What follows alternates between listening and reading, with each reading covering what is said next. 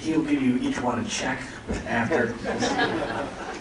We've been talking a lot about character, but is it the character that makes a story noir, or is it the narrative? Which, is there a difference even?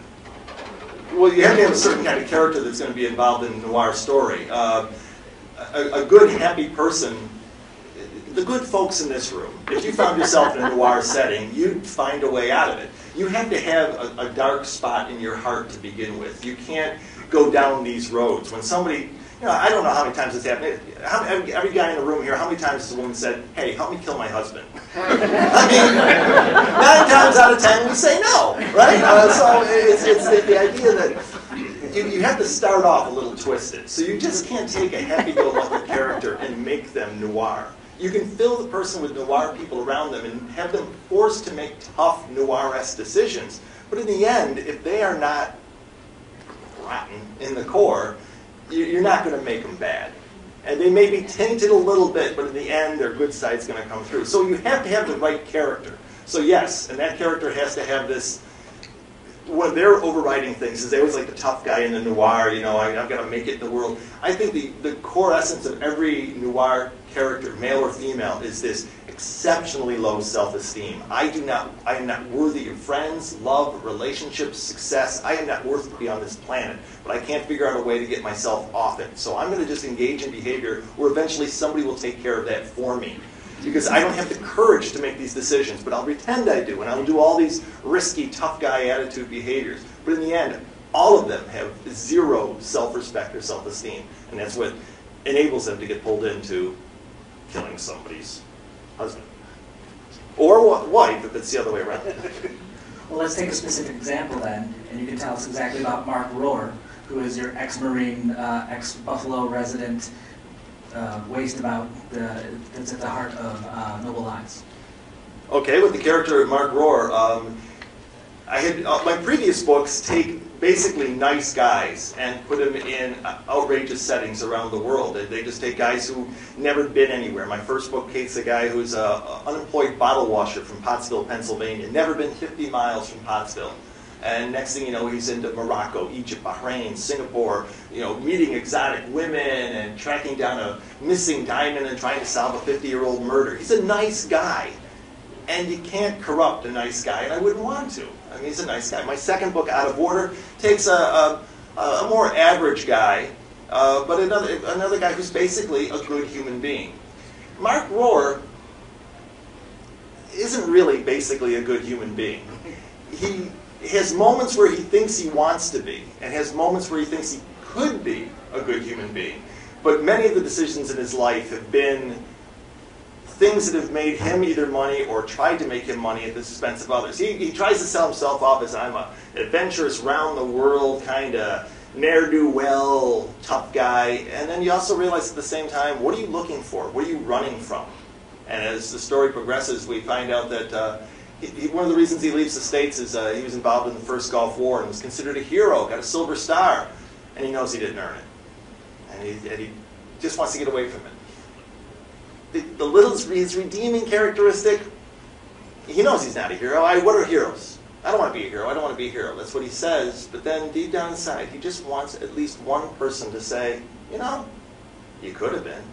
You could have made it. So he's driven by this sense of people think I'm good. I'm not good. I'm a lousy man. I'm tough. I'm dangerous, baby. Stay away. And down inside, he really wants to be these guys. When he wants to be the normal guy, where these guys dream of one day being him. So it's sort of that switch around. But those were both, all three of your previous novels have all been third person. Right. And you didn't even move past the first person, where you're sort of getting intimate with the character from the inside out. Why did third person work for you previously instead of first person? It comes down to one thing, sex scenes. I know it's a strange thing to say, but if you ever read a first-person book and the author starts talking about the sex scene, I know I'm an adult, we're all adults here, but I can't read those things. It's like, I cupped your body in my warm hand. Oh, quiet! Come on, buddy! Skip. I know that, real novels deal with real-world personalities and real situations, and adult novels and adult relationships, and you can't understand somebody unless you know their deep, darkest passions. I don't want to know it. I'm sorry, and done. So call me when the cigarettes are going. I don't need to know the gritty details. It doesn't tell me, left-handed, eh? Tells me a lot about him. You know, I wouldn't have gone it that way. You know, so it's and when I thought of in these books, I'm going to eventually have to have some scene that involves some sort of romance. Although my first novel came out, Laurie King, a noted mystery writer, she writes the Sherlock Holmes's some connection with Sherlock Holmes stories. She wrote on the cover that exotic locations and exuberant sex. I said, exuberant sex, huh? You don't get out much more, do you, Louis? It's like, where's exuberant sex in this book? And so I knew that those scenes would have to come, and I couldn't write them in first person. So it was that. And then also because I think I'd get bored of hearing the same voice all the time. Saying that, the new young adult novel I'm working on is my first-person story. So I'm getting, for the first time, a chance to write like that. And I find it the most difficult so far. With second person, I can just, I can put things in there I want. And third person, of course, that's the easiest for me. But first person, man, a lot of eyes in that story. I have been interested for a while in sort of the cross-pollination of narrative forms. Motion pictures have been around for 115 years now, and we're either at the point or coming to the point where a person's first exposure to narrative is not from reading. So these are writers that will be writing from a point where they're steeped in the narrative from film or TV. How has both reading and watching noir affected how you write? Well, I have to say I enjoy watching noir more than reading it. And part of that comes from, as any of the writers in the room will tell you, when you read, when you see yourself as a writer and you read somebody else's work, and it's a well-known author that's getting all this praise and big sales, and you're reading it and you're going, this is crap. You just feel really depressed. It's like, look at this. I mean, bestseller, come on! And look at all the adverbs. I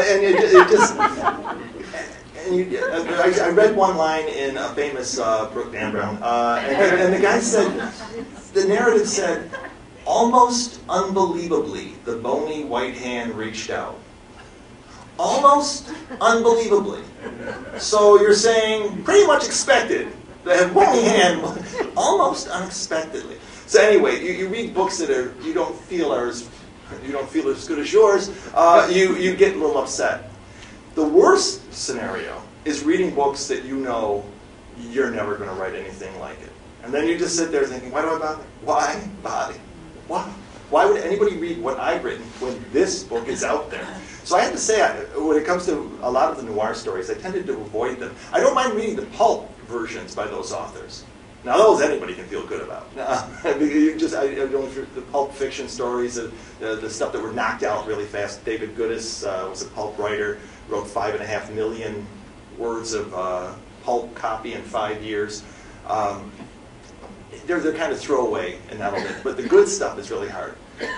That's why I guess I prefer my films. And I think that the compliments I'm most proud of for my writing is when people say he writes. It's like a movie. It's like we said, it's the kind of book Alfred Hitchcock would have filmed. It's got a very scenic, it's very picturesque, very motion picture quality. Well, when I'm writing, that's what I see in my head, and I try to capture that. And of course, the imagery comes from films.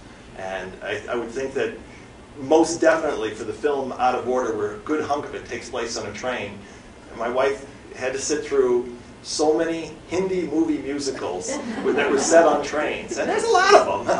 And so just so I get more, I traveled to India several times, and I love going to India. It's one of my favorite places on the whole planet.